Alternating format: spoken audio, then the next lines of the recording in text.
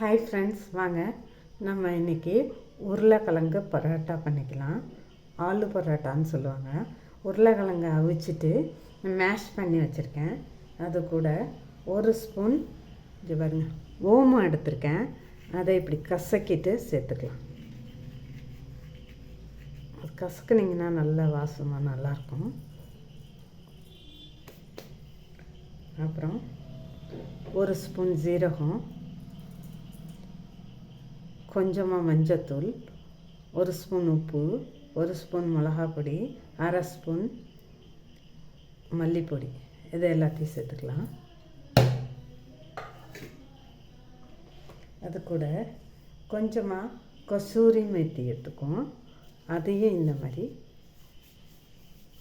Mash பண்ணி போடுவோம்.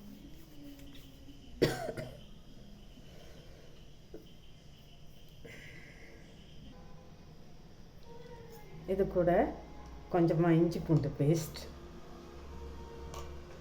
ஒரு ஸ்பூன் கரம் மசாலா,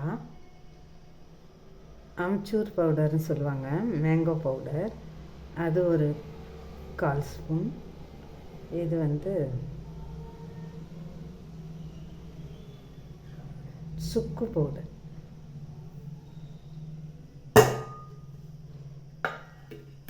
இப்போ எல்லாத்தையும் சேர்த்து மிக்ஸ் பண்ணிக்கலாம். மிக்ஸ் பண்ணி பால் பண்ணி வச்சுட்டு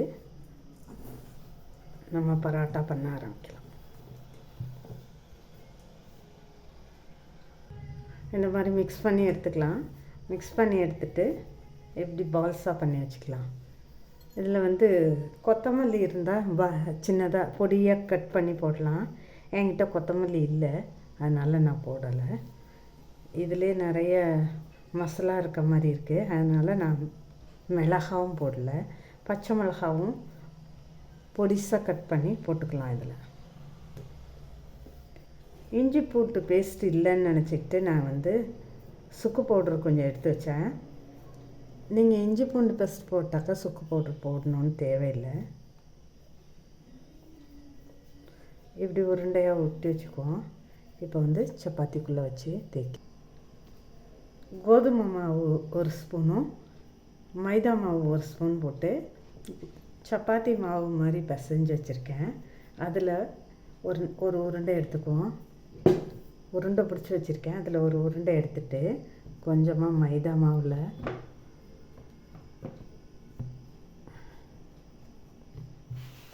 தொட்டு இப்போ இதை இப்படி கொஞ்சம் பரத்தி விட்டோன்னா அது இப்படி கிண்ணம் மாதிரி வரும். இப்படி கிண்ணம் மாதிரி பண்ணிக்கிட்டு அது உள்ளே இப்போது நம்ம உருட்டி வச்சுருக்க அந்த உருளைக்கிழங்கோட உருண்டையை வச்சிடணும். வச்சுட்டு இதை இப்படி இழுத்து நல்லா மூடிட்டு மீதமாக இருக்க மாவை இப்படி எடுத்துடணும். நல்லா மூடிட்டு எடுக்கணும், பிச்சிடக்கூடாது. இடையில மூடிட்டு அந்த மீதி உள்ள மாவை எடுத்துட்டு இப்போ இதை இப்படி அழகாக ரவுண்ட் பண்ணிவிட்டு இப்போ மாவு போட்டு ரொம்ப மெலிசாக தேய்க்கணும்னு இல்லை. உருளைக்கிழங்கோட ஸ்டஃபிங் வெளியே வந்துடும். ஓரளவுக்கு சப்பாத்தி மாதிரி தேய்ச்சிக்கணும். வாங்க எடுத்து தேய்ச்சிக்கலாம்.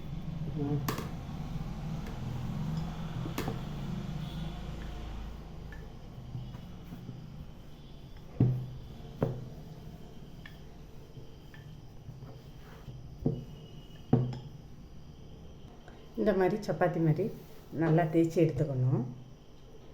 இப்போ இதை சப்பாத்தி கல்லில் போட்டு சுட்டு எடுத்துட வேண்டியதாங்க.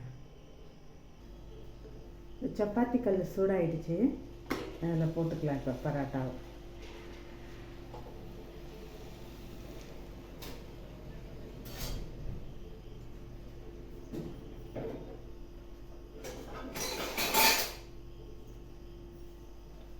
ரெண்டு பக்கம் நெய் போட்டு நல்லா வேக வச்சு எடுத்துட்டோம்னாக்க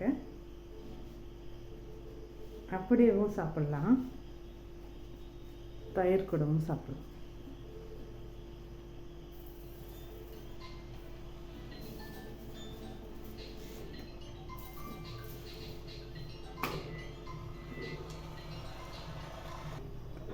பாருங்க, ஒரு சைடு வெந்துருச்சு, அடுத்த சைடும் வேக வச்சு எடுத்துக்கிறோம்.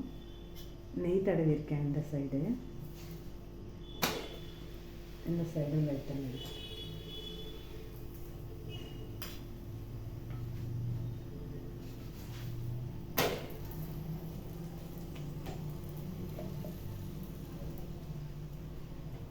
நல்லா வெந்துருச்சுங்க. டேஸ்டியான பரோட்டா, சாஃப்டான பரோட்டா ரெடி.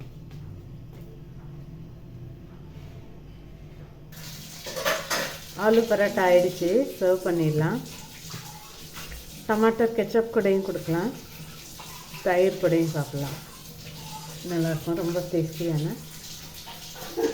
இது பாருங்கள், பொட்டேட்டோ ஃபில்லிங்ஸ் எப்படி இருக்குங்க பரோட்டாவில்.